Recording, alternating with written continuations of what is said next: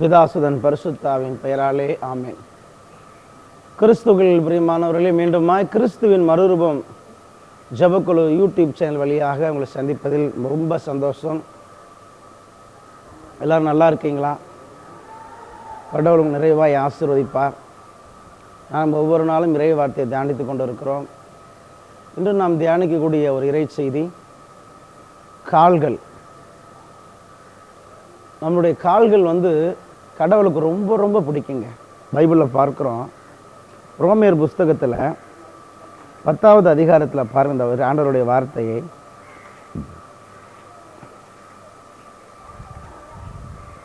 ரோமேயர் 10:15, நற்செய்தி அறிவிப்போரின் பாதங்கள் எத்துணை அழகாக இருக்கின்றன என்று மறைநூல் எழுதியுள்ளது.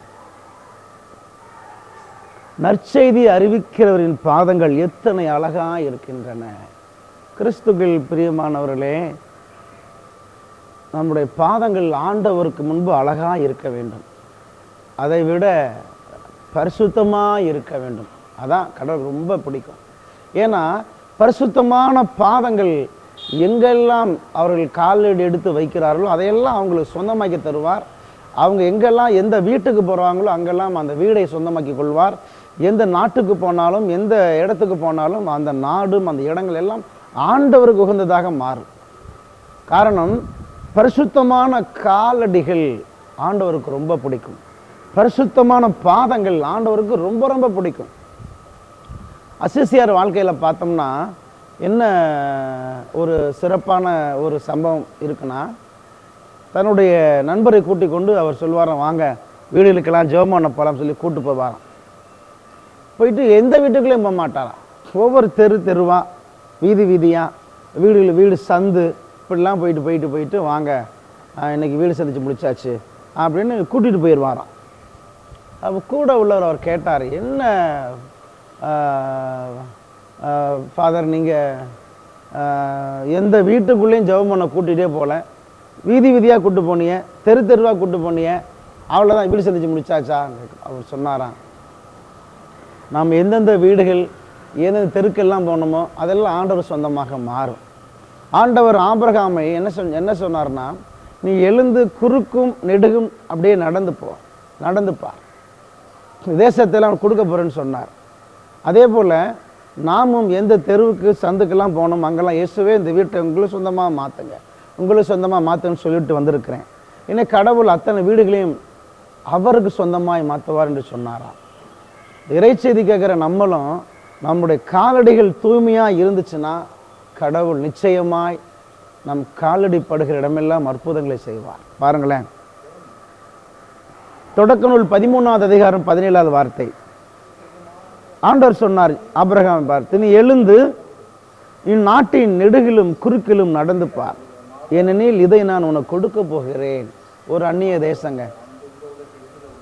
ஆபிரகாம் அழைச்சிட்டு வந்த கடவுள் சொல்றார், நீ எழுந்து இந்த நாட்டில் நெடுகிலும் குறுக்கிலும் நடந்து பார், ஏனெனில் இதை நான் உனக்கு கொடுக்க போகிறேன். அப்போ ஆபிரகாம் அப்படியே நெடுகில போறாரு, அவர் குறுக்க போகிறாரு. அவர் காலடி மிதித்த அந்த தேசத்தை கடவுள் ஆபிரகாமை சொந்தமாய் கொடுத்தார். இறைச்செய்தி கேட்குற நீங்களும் உங்கள் கால்களை தூய்மையாக்கி கொள்ளுங்கள். இந்த கால்களில் எந்த பாவத்தையும் செய்யாதீங்க. ஏன்னா பாவம் செய்வதற்கு இந்த கால்கள் தான் விரைந்து போகும். பாவம் செய்வதற்கு இந்த கால்கள் அப்படி பறந்துக்கிட்டு தான் போகும். டாஸ்மார்க்கை நோக்கி ஓடுறது, நடிகைகள் பின்னாடி ஓடுறது, சினிமா பார்த்து ஓடுறது, புறணி பேசுறதுக்கு வேகமாக போடுறது எல்லாம் பாருங்கள். அப்போ கால் ஒருவேளை ஊனமாக இருந்தால் கூட இந்த மாதிரி பாவத்தெல்லாம் பண்ண முடியாது. கடவுள் இயேசு கிறிஸ்து கால்கள் நல்ல அழகாக பெண்மானின் காலை போல் கொடுத்ததுனால தான் நம்ம என்ன பண்ணுறோம், அந்த காலை வைத்து பாவத்திற்காக அந்த கால்களை பயன்படுத்துகிறோம். ஆபிரகாமை போல நீங்கள் பரிசுத்தமாக மாற்றுங்கள். நீங்கள் எந்த வீட்டில் காலடி வைத்தாலும் அந்த வீடு ஆண்டவருக்கு சொந்தமாக மாறும். பாருங்க, ஆண்டவர் சொன்ன வார்த்தை யோசுவா 1:3 இறை வார்த்தை. மோசேக்கு நான் கூறியவாறு உன் காலடிப்படும் இடத்தையெல்லாம் உங்களுக்கு தருவேன் என்று சொன்னார். யோசுவா பார்த்து சொல்றார், யோசுவா உன் காலடிப்படுகிற இடத்தையெல்லாம் நான் உனக்கு தருவேன்னு சொன்னாங்க. பாருங்களேன், அப்பா அப்போ யோசுவா காலடிப்பட்ட ஒவ்வொரு பட்டணமும் இஸ்ரேல் மக்களுக்கு சொந்த நாடாக மாறியது.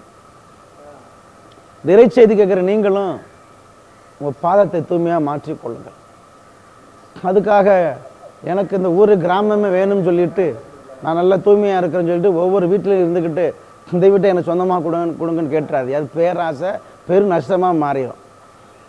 இந்த இறை வார்த்தை எப்படின்னா, இப்போ அவங்க வீடு இல்லை, நாடு இல்லை, ஒன்றுமே இல்லை. எனவே கடவுள் யோசுவா பார்த்து சொன்னார், காலடிப்படுகிற இடமெல்லாம் உங்களுக்கு சொந்தம். வீடில்லாத இஸ்ரேல் மக்களுக்கு, நாடில்லாத இஸ்ரேல் மக்களுக்கு கடவுள் யோசுவா காலடிப்பட்டதன் பொருட்டு புதிய வீடுகளையும் புதிய இடங்களையும் புதிய தேசத்தையும் கொடுத்தார். அதுபோல் உங்களுக்கு இறைச்செய்தி அறிவிக்கிற பிள்ளைகளுக்கு அப்படித்தாங்க. அவர்கள் ஆண்டவரை அறியாத பிள்ளைகளாக இருந்தாலும் நீங்கள் அந்த வீட்டில் காலடி மிதிச்சிங்கன்னா, பரிசுத்தத்தோடு உங்கள் காலடியில் இருக்குமானால் அந்த வீட்டை ஆண்டவருக்கு சொந்தமாக மாற்ற முடியும். காரணம், யோசுவாவுக்கு ஒரு தேசத்தையே கொடுத்த கடவுள், யோசுவா காலடி பட்ட இடத்தையெல்லாம் கொடுத்த கடவுள். ஊழியர்களுடைய பரிசுத்தமான பாதம் எந்த இடத்துல பட்டாலும் அதை ஆண்டவருக்கு சொந்தமாக மாற்ற முடியும். இந்த இறைச்செய்தி கேட்குற நாம் நம் கால்களை செய்து போன பாவத்துக்காக மன்னிப்பு கேட்கணும். ஏன்னா பைபிளை பார்க்குறோம், கிறிஸ்துவில் பிரியமானவர்களே, நீதிமொழிகள் 6வது அதிகாரம் 16, 17, 18 கடவுள் வெறுப்பவை யாரு, இதோடு சேர்ந்து இன்னொன்று இருக்குன்னு சொல்லுவார். ஆண்டவர் 7வதாக ஒன்றை வெறுக்கிறார்னு சொல்லிட்டு என்ன சொல்வாருன்னா, பாவம் செய்ய விரைந்தோடும் கால்களை கடவுள் வெறுக்கிறார். ஒரு சில இடங்களை பார்த்தோம்னா சாயங்காலம் ஆயிடுச்சுன்னு வைங்களேன், அப்படியே டாஸ்மார்க் நோக்கி பாதங்கள் விரைந்து போகும். அந்த பாதத்தை வெறுக்கிறார். ஒரு சில பேர்லாம் பாருங்களேன், பெண்களை சைட் அடிக்கணும், இன்னும் தவறான பழக்க போதைப் பொருளை தேடி ஓடணும் சொல்லி அந்த பாதத்தை, அந்த காலடிகளை தவறான பாதைக்கு போகும் பொழுது அந்த பாதத்தை கடவுள் வெறுக்கிறார். ஒரு சில பெண்கள் அப்படித்தான், சாயங்காலம் நேரம் ஆயிடுச்சா புறணை பேசுறதுக்கு இங்கேருந்து ஒரு 10 வீடை தாண்டி போவாங்க. அந்த பாவத்திற்கு புறணை பேசுவதற்காக போகக்கூடிய அந்த காலடிகளை அவர் வெறுக்கிறார். பாவம் செய்ய விரைந்தோடும் கால்களை வெறுக்கிறார் என்று பைபிள் பார்க்கிறது. என்று உங்கள் பாதத்தை நீங்கள் பாதுகாத்துக் கொள்ளுங்கள். நீங்கள் நடக்கிற ஒவ்வொரு காலடிகளும் ஆண்டவருக்கு உகந்ததாக இருக்கட்டும், கடவுளுக்கு பிடித்தமானதாக இருக்கட்டும். அப்பொழுது கடவுள் என்ன செய்வார்னா, உங்கள் காலடி படுகிற இடமெல்லாம் அற்புதங்களை செய்வார். இது மட்டும் இல்லைங்க, உங்கள் பாதம் பரிசுத்தமாக இருந்துச்சு என்ன தெரியுமா செய்வார் பாருங்கள். பைபிள் வசனம் சொல்லுது பாருங்களேன். மலாக்கி 4வது அதிகாரம் 3வது வார்த்தையில், உங்களுக்கு எதிராக இருக்கிற சகல தீமைகள், தீய சக்திகள், அவர்கள் உங்கள் உள்ளங்காலுக்கு அடியில் சாம்பலை போல் ஆவார்கள் என்கிற படைகளின் ஆண்டவர். நமக்கு எதிராக இருக்கிற அத்தனை தீமைகளும் தீய சக்திகளும் நம்மளை உள்ளங்காலுக்கு அடியில் சாம்பலாக மாறும். எல்லா சத்துருக்கள் கோட்டையும் சாம்பலை போல மாறும். காரணம், அவர்கள் பரிசுத்தமான பாதம், அதற்கு கீழே தான் சத்துருக்கள் இருக்குமே தவிர தலைக்கு மேலே ஒருபோதும் சத்துருக்கள் இருக்காது. காரணம், பரிசுத்தமான பாதத்திற்கு கீழே தான் சாத்தா இருக்கும். மாதாவை பாருங்க, மாதாவுடைய காலுக்கு அடியில் தான் பேய் இருக்குது. காரணம், மாதாவுடைய கால்கள் பரிசுத்தமான கால்கள். எனவே சத்துரு கீழே கிடக்கிறான். இன்னைக்கு அதே சத்துரு, அதே பேய், அதே லூசிபர், அது லூசிபர் சாத்தான் நிறைய பேருடைய வாழ்க்கையில் தலைக்கு மேலே உட்கார்ந்துருக்கு. காரணம், அந்த பாதங்கள் பாவத்தில் ஊறி போய், பாவத்தில் சொல்ல முடியாத அளவிற்கு அந்த பாவத்தில் அப்படியே சிவப்பு போல மாறி அந்த பாதங்கள் சாத்தானுக்கு உகந்த, சாத்தானுக்கு பிடித்த பதமாக மாறிவிட்டதுனால கடவுளால் ஒன்றுமே செய்ய முடியவில்லை. இந்த இறைச்செய்தி கேட்குற நீங்கள் உங்கள் பாதத்தினால் இனி எந்த பாவம் செய்யாதீங்க. உங்கள் பாதத்தை, உங்களுடைய காலடியை ஆண்டவருக்கு சொந்தமாக மாற்றுங்கள். கடவுள் நிறைய அற்புதங்களை செய்வாருங்க. எனவே கண்களை மூடி ஆண்டவர் சமூகத்தில் நாம் இந்த நாட்களில் நம் பாதத்தில் செய்த எல்லா பாவத்திற்கும் மன்னிப்பு கேட்போம். காலடிகளை ஆண்டவர் இரத்தத்தால் கழுவும்படியாய் நாம் ஜெபிப்போம். மகா பரிசுத்தரான ஆண்டவரே, இந்த நாளுக்காய் நன்றி அப்பா. உங்களுடைய சீடர்கள் காலடியை கழுவி சுத்தமாக மாற்றினது போல இயேசு சாமி, இந்த இறைச்செய்தி கேட்குற எங்கள் ஒவ்வொருவரையும் கண்ணோக்கி பாருங்கப்பா. இந்த பாதத்தில் எத்தனையோ பேர் மிதித்திருக்கிறோம், பாவம் செய்வதற்கு விரைந்து போக இருக்கிறோம். இந்த பாதத்தினால ஏசப்பா எத்தனை பாவங்களை நாங்கள் துர்மாதிரியாக செய்து உண்மை மனநோக செய்திருக்கிறோம். இந்த பாதத்தில் செய்த அத்தனை பாவங்களையும் மன்னிச்சிருங்கப்பா. எங்கள் பாதங்களை கழுவி சுத்திகரிங்கப்பா.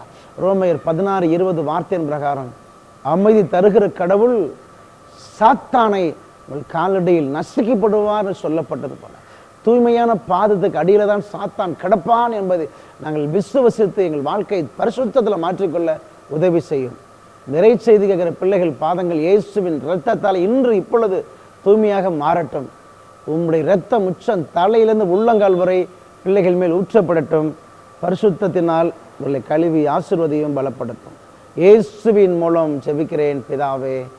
ஆமேன், ஆமேன், ஆமேன்.